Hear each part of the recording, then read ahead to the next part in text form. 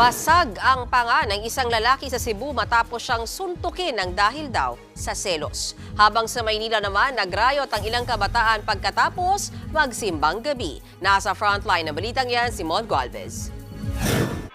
Alas 5 ng madaling araw nitong Martes, umalingongaw ang magkasunod na putok ng baril sa Lacson Avenue sa Sampaloc, Maynila. Galing yan sa bitbit na paltik o homemade gun ng mga kabataang ito. Ang magkabilang grupo, nagkahamunan, nagkasigawan, saka nagkasuguran. Ang isang binatilyo, naghagis pa nga ng molotov o boteng may lamang gasolina. Pagbagsak, umapoy ito sa kalsada. Ang iba, naispatan pang may hawak na mahahabang tubo. Lahat sila, pawang mga menor de edad na nasa 12 hanggang 16 anyos lamang at dayo sa lugar. Ayon sa PNP, hindi ito gang war kundi away lang ng mga batang sinamantala raw ang simbang gabi. Walang nasaktan sa insidente pero nadali ang isang sasakyang nakaparada sa daan. Sermon tuloy ang inabot ng mga magulang ng mga batang sangkot sa gulo. Sabihin niyo, mga menor naman yan, hindi naman yan makukulong. Paano pag nasa tamang gulang na?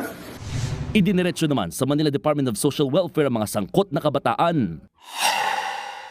Sa Cebu City naman, nasa pool sa CCTV na eksklusibong nakuha ng News 5 ang pagkuyog sa lalaking ito nung Martes ng madaling araw. Ang dalawang grupo nagkainitan daw sa labas ng isang bar. Ang 19 anyos na biktima napuruhan. Namaga ang pisngit na basag pa ang panga ni Nimrod. Kwento niya, sinamahan niya ang kaibigan sa inuman at aksidenteng nasagi ang sospek. Pero ayon sa kapatid ng biktima, posibleng pinagselosan si Nimrod dahil lumapit siya sa dating nobya ng sospek.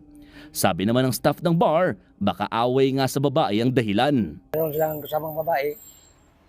Sabi ng ilang grupo ba, binastos daw.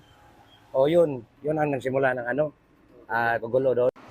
May testigo na raw ang pulis na makapagtuturo sa sospek na miyembro raw ng isang gang. Nagbabalita mula sa frontline, Mon Gualvez, News 5. Mga kapatid, may Los Baños po. Huwag magpahuli sa mga balita at impormasyong dapat ninyong malaman. Para sa mas malawak na balitaan at diskusyon, mag-follow at mag-subscribe sa social media pages ng News 5.